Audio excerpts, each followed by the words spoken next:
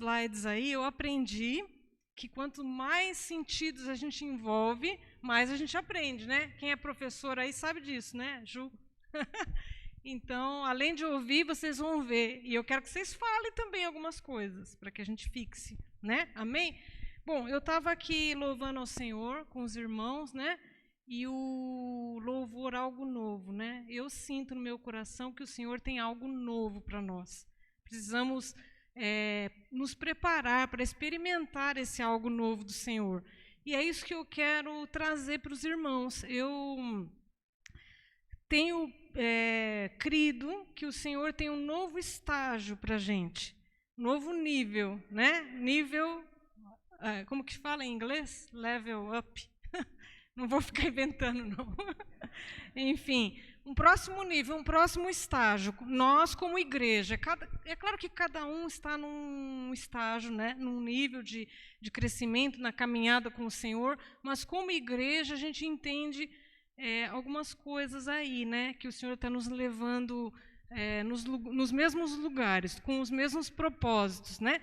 Então, o primeiro nível, a gente pode passar aí, né? Vamos falar assim, né? O primeiro nível, o primeiro estágio seria o nível da conversão, né? Da salvação, que é o processo em que nós saímos do mundo, então, né? A partir do momento que a gente reconhece o Senhor, reconhece a necessidade do Salvador nas nossas vidas, recorremos a Ele, então, mediante a fé, nós somos salvos pelo Senhor Jesus Cristo e Ele nos resgata do mundo, né? Esse é o primeiro nível. Segundo nível, qual é? É a santificação. É o processo que a gente tem de cura, de libertação, de limpeza dos resquícios do mundo, né? É quando, então, o mundo sai de nós. Primeiro nível a gente sai do mundo. Segundo nível o mundo sai de nós. John Wesley tem uma frase assim, né?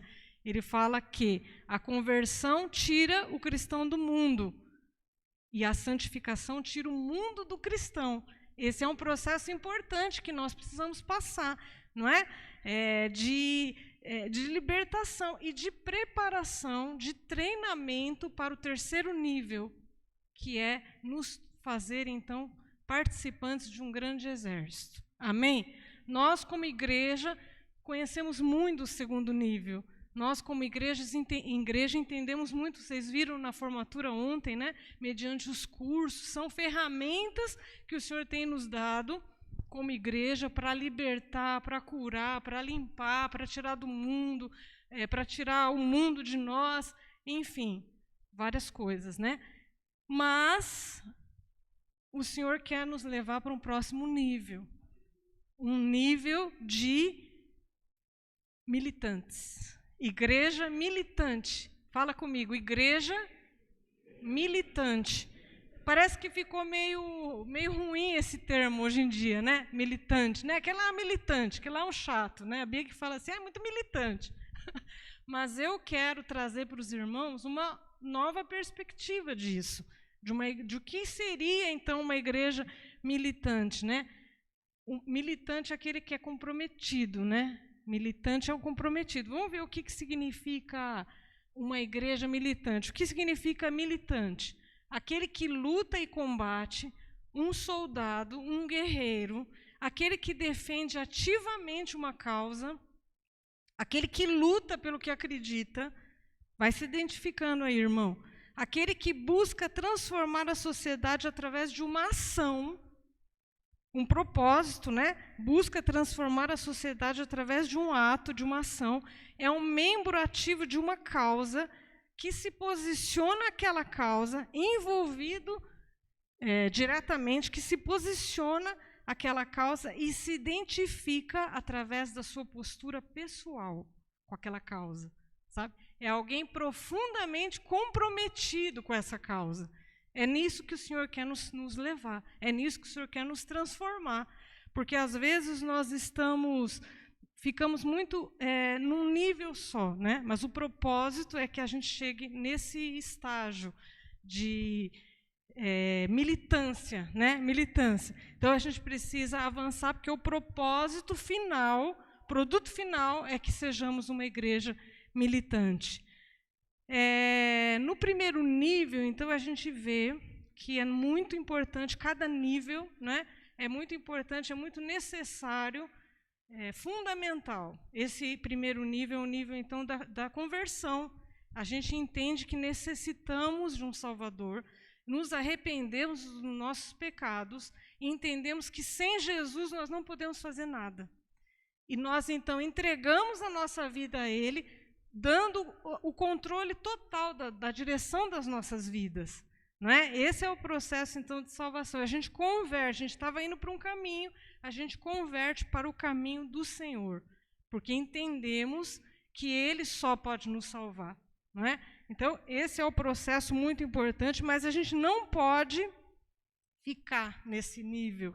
Muitos ficam estacionados nesse nível e não experimentam uma vida em abundância que o Senhor Jesus tem para nós. É ótimo, é fundamental, é necessário, mas não podemos ficar nesse nível, precisamos avançar para experimentar aquilo que o Senhor tem como propósito nas nossas vidas, né? E é através da santificação, segundo nível, então, que nós vamos experimentar. Nós precisamos permitir que o Senhor nos limpe.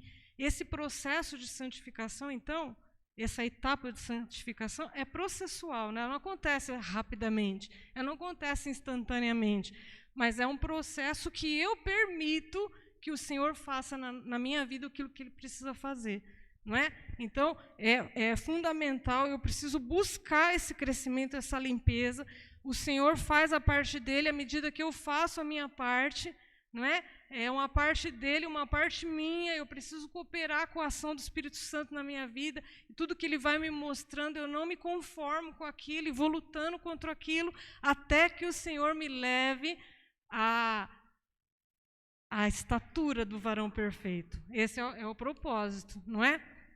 A santificação. Então, aquele que roubava, mudança de atitude. Aquele que roubava não rouba mais, aquele que enganava não engana mais, aquele que mentia não mente mais, aquele que eu já falei do engano, né?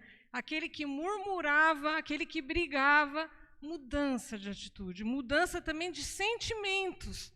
Sentimentos que a gente carrega são as mentiras que Satanás vem trazendo aos nossos corações. O Senhor substitui, mediante a minha busca pelo Senhor, buscando as verdades do Senhor, Ele substitui essas mentiras a respeito de mim mesma, a respeito dEle e a respeito dos outros. Não é? Então, processo fundamental, e nós, como igreja, caminhamos muito nesse nível. Louvado seja o Senhor. Aqui é uma igreja de restauração, aqui é uma igreja que entende esse processo.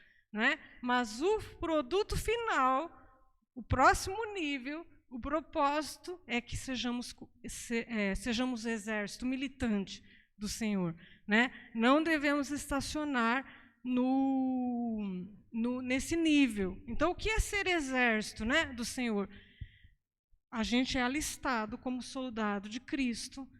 Vamos fazer parte, então, do grande exército do Senhor. Militamos uma guerra que não é literal, não é natural, mas é espiritual. E ela é tão voraz, tão violenta como qualquer guerra que a gente até vê no Velho Testamento. Né? As passagens do Velho Testamento nos dizem muito sobre as guerras, né? De conquista, principalmente no tempo em que, sob a liderança de Josué, né, de Moisés, na nação de Israel combatia, precisava vencer, precisava derrotar os inimigos e se apropriar daquelas terras, a conquista das terras. Né? Então, a gente vê isso no Velho Testamento de forma literal. Mas a nossa guerra não é assim. Mas ela não quer dizer que ela não seja tão violenta quanto. Nós, então, fomos arregimentados, alistados, para fazer parte desse exército do Senhor, para combater essa guerra. E agora a nossa guerra é libertar e trazer à vida aqueles que estão mortos no pecado. Povoar o céu e esvaziar o inferno. Essa é a nossa missão como igreja, como exército militante, como igreja militante. Então, é claro que existem resistências do inimigo, resistências de todos os níveis, mental, espiritual, emocional, sobre as nossas vidas, o desânimo, o abatimento, o cansaço, até no físico, né? Muitas resistências nós vamos ter, mas nós entendemos isso tudo. Faz parte da batalha isso, irmãos, faz parte. O Senhor, então, quando nos alista, nós com esse entendimento de que somos exército do Senhor, e nós sabemos que essa batalha é violenta mesmo, não é? E tendo a consciência disso, a gente avança. Amém? Avançamos, então. Para exemplificar essa questão do exército, né? Posso pôr aqui, né? Vamos passar o próximo slide, Bia? Então, vocês conhecem essa passagem, Ezequiel 37, o vale de ossos secos. Então, Deus leva Ezequiel em uma visão nesse vale, com muitos ossos. E secos, né? Ossos secos, nos dá a entender que estavam mortos há muito tempo, não é? Não era algo recente, mas muito tempo. E Deus pergunta para Ezequiel assim: você crê que esses ossos podem voltar a viver a vida? E Ezequiel responde, então, tu sabes, né? Como quem diz, eu acho que não, né? Mas o Senhor que sabe, né? Tu sabes. E então o Senhor quer mostrar com essa visão, mostra para Ezequiel, e quer nos mostrar com essa visão de que Israel, no auge do seu momento mais triste de apostasia, ele pode restaurar. O Senhor tem esse poder de restauração. E aí na visão o Senhor diz assim, profetiza sobre esses ossos secos, para que o Espírito sopre sobre esses ossos. E aí ele profetiza, e aí acontece então um rebuliço. Os ossos começam a se unir, a se juntar, osso com osso, no seu lugar certo, formando o esqueleto. Irmãos, eu vejo a igreja nessa visão, não é? Cada um no seu lugar, cada osso no seu lugar, se juntando na forma correta, e depois ele vê crescer músculos, depois ele vê crescer os tendões, o preenchimento da carne, a pele, e o fôlego de vida entra nesses ossos. E eles se levantam. Glória a Deus. Mas a visão ali que o Senhor está mostrando não é só sobre a vitória da morte, a vitória da vida de Deus sobre a morte. O que ele quer dizer é a conclusão da visão, que ele chega no final, é que então se levantou um numeroso exército. Fala comigo, exército. Numeroso exército. Se levantou um numeroso exército. Então, a razão pela qual Deus sopra a vida onde há morte é porque no final das contas, sabe o que tem? Pode passar. Ah, não. Eu achei que tivesse esse. A razão pela qual, presta atenção nisso, a razão pela qual Deus sopra a vida onde há morte é porque no final das contas ele quer levantar um numeroso exército, um poderoso exército. Então, você entende que o primeiro nível, a salvação, tem esse propósito final, que façamos de nós um grande, poderoso exército. Não é? Lá em Efésios 2, o versículo 1, começa dizendo que estávamos mortos em nossos delitos e nossos pecados, e o Senhor nos deu vida, o Senhor nos trouxe a vida. E isso é o começo desse capítulo, que depois no fim vai falar que nós não somos salvos pelas obras, mas nós fomos salvos para as obras, para o serviço. Não é? Então, o propósito é que nós sirvamos ao Senhor. O propósito do nosso resgate, da morte para a vida, é que nós sirvamos ao Senhor como um poderoso exército. Não podemos parar no caminho. Amém? E aí, outra ilustração muito interessante é na caverna de Adulão. É os 1 Samuel 22, a caverna de Adulão. Davi, então, fugindo de Saul, ele se refugia nesse lugar, nessa caverna. E ali ele fica escondido, e a notícia se espalha de que Davi estava escondido ali, e as pessoas foram atrás do Davi. Quem? Quem são essas pessoas? 1 Samuel 22. Tem uma versão que diz assim, olha, os amargurados vieram ficar com Davi, os amargurados de espíritos, os endividados, os homens levianos. Outras versões falam assim, aqueles que estavam com dificuldades, os endividados, os descontentes, todo mundo que estava com problema, fugindo de alguma coisa, encontrou inspiração nesse guerreiro que também estava fugindo, também estava escondido. E se juntaram ali, 400 homens nesse lugar, nessa caverna. E olha que interessante, a partir daí, algo aconteceu, algo começou a acontecer na vida desses homens, na vida dessas pessoas. Você sabe o que o que aconteceu nessa caverna de Adulão? Mistério. Mas o que nós sabemos é que eles se transformaram num glorioso, poderoso exército. Porque no tempo de Josué, o povo, os cananeus, eles não foram exterminados, erradicados na sua totalidade. Mas, com a liderança de Davi, esse exército que foi formado a partir desses homens, a primeira vez Israel se apropriou de toda a herança completa que o Senhor tinha prometido para ele. Aleluia! Glória a Deus! A partir desse exército, então, isso quer dizer o quê? Que nós podemos ser transformados pelo Senhor. Deus pode nos transformar. Deus pode transformar homens endividados, amargurados, levianos, descontentes, em dificuldades.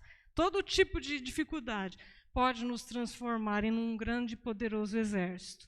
Com poder de conquista, irmãos. A nossa conquista é saquear o inferno.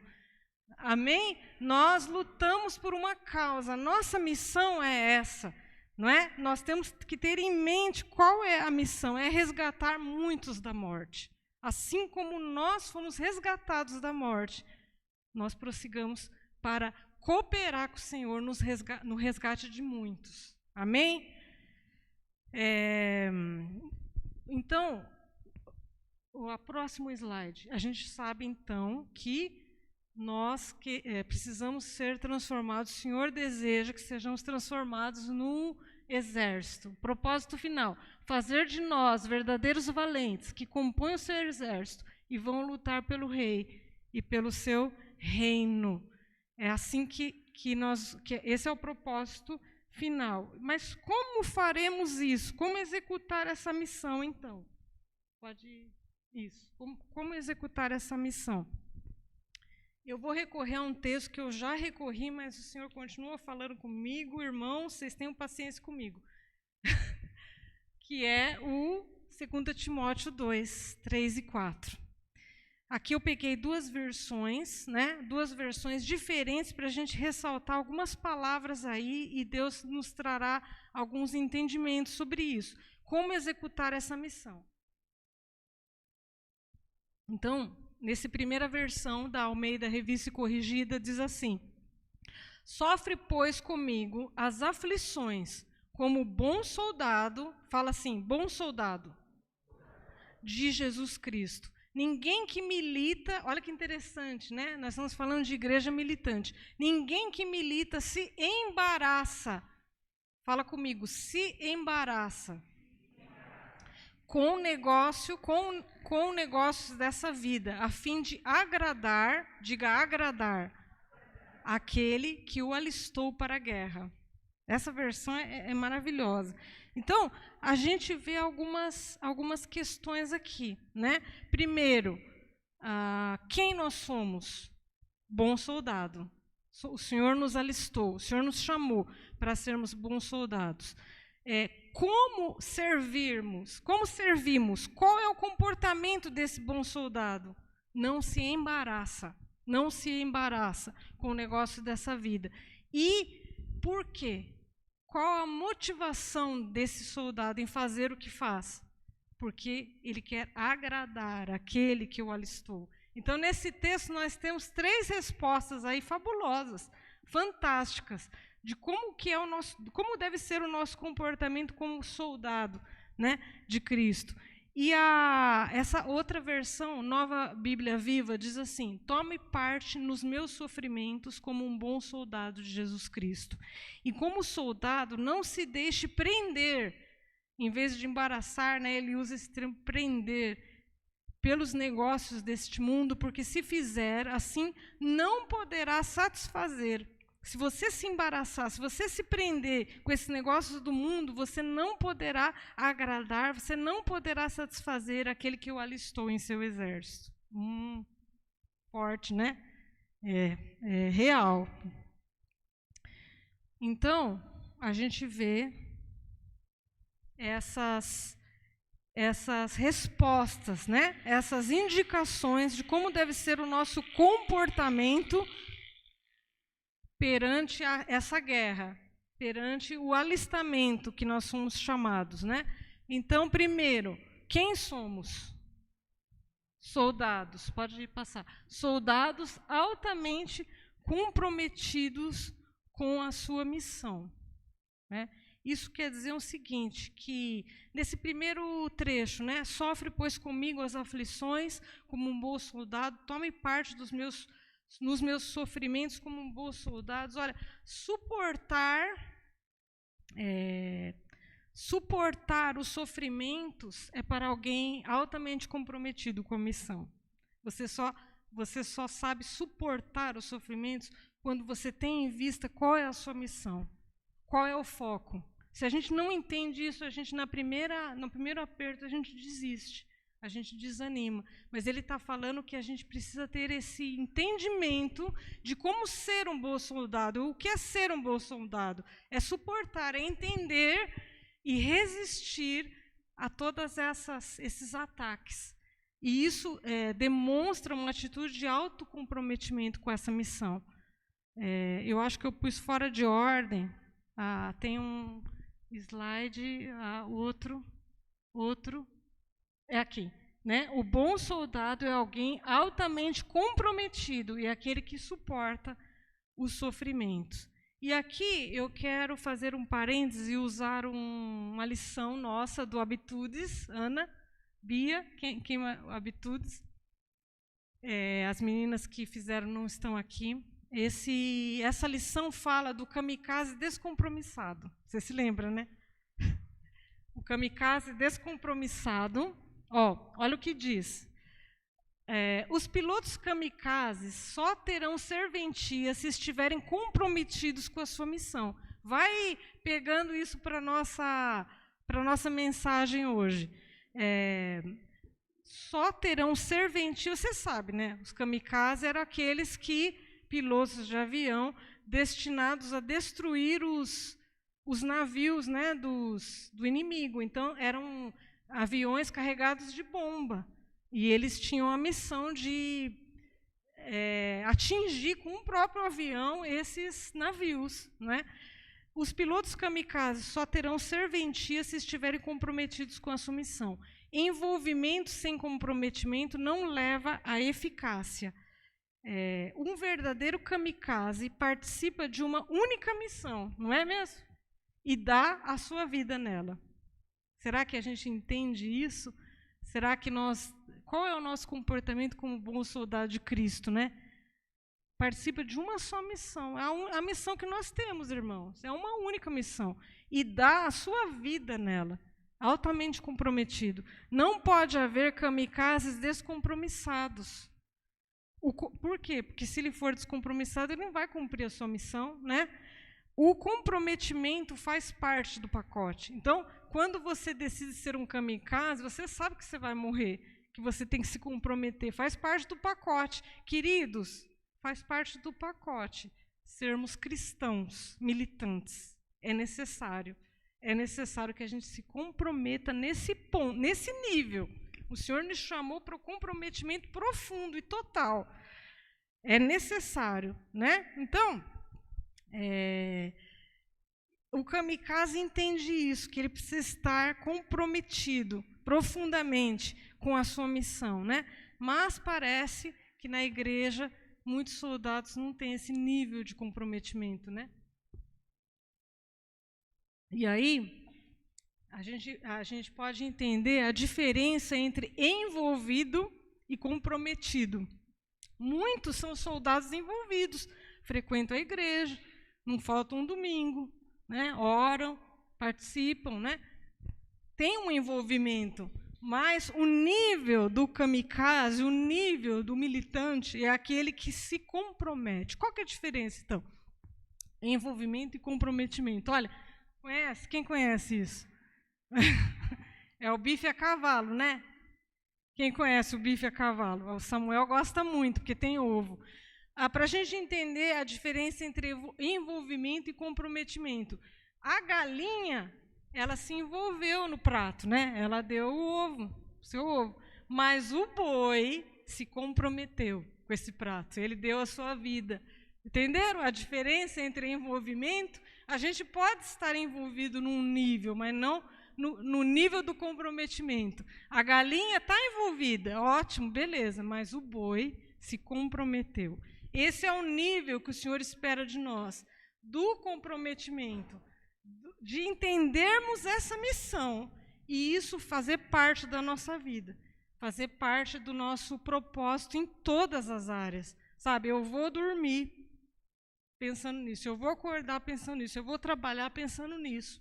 Eu vou estudar pensando nisso, eu vou me relacionar pensando nisso. E isso é algo que faz parte da minha vida. Precisa ser assim, irmãos, precisa ser assim. O Senhor quer, o tempo em que nós estamos vivendo é um tempo de militância. Infelizmente, muitos estão militando para o lado errado da guerra, né? Você vê aí muitas áreas, né, militantes de maneira errada. E nós, como igreja, qual é o nível de comprometimento que nós estamos tendo com a missão que nos foi dada? Porque nós não fomos salvos somente para nós. Nós não fomos salvos com esse propósito só, não é? Então, entender esse aspecto é muito importante. Nós não podemos, como igreja, ficar só no nível da santificação. Não é? Se eu penso na restauração, o Senhor tem a restauração. A gente viu o Vale dos Ossos Secos, a Caverna de Adulão, o Senhor tem a restauração. Mas se eu pensar na restauração só pela restauração, sem um propósito final, eu deixo de cumprir a minha missão. O propósito final é que a gente seja restaurado para que sejamos um poderoso exército. Não é? O que nós estamos fazendo com a nossa salvação, com aquilo que recebemos do Senhor? O que estamos fazendo com a nossa cura e com a nossa libertação? Qual é o propósito? Não é? Então, nós vimos o bife a cavalo, né? Vocês entenderam? Pode passar o próximo. Uma igreja militante é uma igreja comprometida com a sua missão, mas desprendida dos negócios desse mundo. Então, volta lá naqueles outros que a gente falou do soldado, mais um soldado, mas acho que tem. Então, quem somos? Soldados altamente comprometidos com a missão. Como servimos? Qual, então, é o comportamento desse soldado? Ele não se embaraça com os negócios dessa vida. Né? Como diz esse texto de Timóteo, não se embaraça com negócios dessa vida. Se embaraçar é se enredar, né? É se prender, é algo que nos compromete na nossa missão, é algo que nos atrapalha, que nos aprisiona. E esse embaraço que Paulo está dizendo, então, nesse texto, é esse nível, né? Algo que nos atrapalha a ponto da gente negligenciar o nosso chamado. É a ponto de nos tirar desse propósito. O que nos atrapalha e nos faz deixar a nossa visão, a nossa missão? Muitas coisas podem acontecer, né? Então, Normalmente são coisas que são lícitas, né? Não são necessariamente proibidas, mas o compromisso, o envolvimento com isso pode se tornar uma prática errada, né? Então, por exemplo, o descanso é bíblico, mas uma atitude errada diante do descanso, a preguiça, é condenável na Bíblia, não é? Então, o ruim, o errado não é o descanso, mas é como eu me relaciono com isso, como eu me envolvo com o descanso. Se ele passa a se tornar preguiça na minha vida, então é condenável. Não é? Outro exemplo é a comida. A comida é boa, a comida é necessária, a comida é importante, mas a minha falta de administração correta da comida, que me leva a comer muito, é prejudicial para mim. Né? É errada, né? Então a comida não é errada, mas a maneira com que eu lido com a comida, isso me atrapalha, pode me atrapalhar, né? Outra coisa, o dinheiro. O dinheiro é a raiz de todos os males? Não. O dinheiro é a raiz de todos os males? Não, a Bíblia diz que a raiz de todos os males é o amor ao dinheiro. Então, o dinheiro não é mal, mas a forma como que eu me relaciono com o dinheiro vai me fazer muito mal. O problema não é ter dinheiro, diz alguém, uma frase de alguém. O problema não é ter o dinheiro, mas é o dinheiro te ter. Quando o dinheiro nos possui, aí é problema, não é? Então, essa é a perspectiva que precisamos ter a respeito desses negócios aí, que Paulo está dizendo para a gente não se embaraçar, né? É a capacidade de ter sem que aquilo me tenha, sem que aquilo me possua. É um coração, então, correto diante das coisas. Como eu administro, como eu lido com essas coisas do mundo, né? Então, o problema não são os negócios, mas se embaraçar com eles. O problema não é a carreira, não é a profissão, o problema não é o empreendimento, o trabalho, mas é se o meu coração está focado nisso, de maneira que ele venha a ser uma distração para o cumprimento da missão, e não uma forma de promover essa missão, uma forma de promover o reino, mas se ele torna-se uma distração, um embaraço, eu preciso me livrar disso. Então, o Senhor deseja nos usar como soldados, né? Com essa visão. Eu sou um soldado infiltrado neste lugar, para ser sal, para ser luz, para trazer essas pessoas para Cristo, para apresentar Jesus nesse lugar, para fazer a diferença. Essa é a visão, é a mentalidade correta que a gente tem. O Senhor quer te usar onde você está, da maneira com que Ele te usa, a maneira com que Ele te criou, no lugar que Ele te plantou. Mas você precisa ter a mentalidade, o coração, o foco correto nisso. E aí a gente pergunta, então, a gente responde a terceira pergunta, que é: por quê? Qual a motivação de fazermos o que precisamos fazer? É para agradar aquele que nos alistou, não é? Então, o motivo pelo qual nós fazemos o que fazemos, nós cumprimos o nosso chamado, cumprimos a nossa missão, é agradar o Senhor, aquele que nos alistou para o seu exército. E agradar é satisfazer, esforçar-se para agradar. Tem um slide desse daí. Aí, ó. Satisfazer, esforçar-se para agradar, acomodar-se à opinião, aos desejos e interesses de Deus. Porque ser amado, ele é incondicional, né? Mas ser agradável depende do que nós executamos de maneira intencional, diz respeito ao comportamento, não é? Todos nós somos amados pelo Senhor, isso é incondicional. Mas ser agradável ao Senhor depende de um comportamento, depende daquilo que executamos de maneira intencional, de propósito, né? Eu me esforço para agradá-lo, eu me esforço para agradar e satisfazer o Senhor. Então, mesmo que a gente ame, que a gente se compadeça com os perdidos, nós não estamos fazendo isso só por eles. mas estamos fazendo isso pelo Senhor que morreu por eles, pelo Senhor que me resgatou, pelo Senhor que me alcançou e me deu vida. E agora eu quero levar essa vida para todas essas pessoas e poder ajudar o Senhor nesse resgate dessas vidas. Amém? Em João 8:29, Jesus diz que ele faz sempre o que agrada ao Pai. Tudo que ele faz é para agradar ao Pai, né? Um dos focos da nossa vida é agradar o Senhor. E a razão, então, do nosso serviço, do nosso trabalho para Ele é agradá-lo. O fato de sermos comprometidos com a nossa missão e desprendidos dos negócios do mundo agrada ao Senhor, é aquele lá mesmo. Nosso comprometimento com a missão e desprendimento dos negócios desse mundo agrada ao Senhor, né? Porque às vezes a gente está pensando, como agradar o Senhor? É nisso daqui, ó.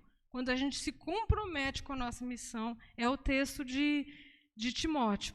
Quando a gente se compromete com a nossa missão e quando a gente se desprende dos negócios desse mundo, que diz a versão da Nova Bíblia Viva, né? Porque se fizer assim, ou seja, se envolver com os negócios desse mundo, se prender aos negócios desse mundo, não poderá satisfazer aquele que o alistou. Então, duas maneiras de agradar o Senhor: comprometimento com a missão e desprendimento das coisas do mundo, dos negócios do mundo, né? Olha, eu fui bem rápida, hein? O que o Senhor quer, um resumo, né? Um resumo de tudo isso, para que os irmãos tenham esse foco claro. Da mesma maneira que Ele nos alcançou, que a gente possa servir nesse exército de Deus para alcançar os que estão necessitados, os perdidos, que os nossos olhos sejam abertos para ver as necessidades das pessoas, para entender o plano do Senhor, a nossa missão pessoal, individual e como igreja, e entender que da mesma forma que eu recebi a vida do Senhor, já que estava morta nos pecados e delitos, eu agora contribuo com Ele para o seu reino, para que outras pessoas também sejam alcançadas. Amém? Então eu quero orar nesse momento para que Deus traga um rompimento, um desprendimento desses soldados. Amém? Aquilo que está nos prendendo, os negócios desse mundo, não sei, né? Uma liberação dos soldados que estão presos. Vamos orar por isso. Podemos fazer um som aí, Jean? Precisamos então entender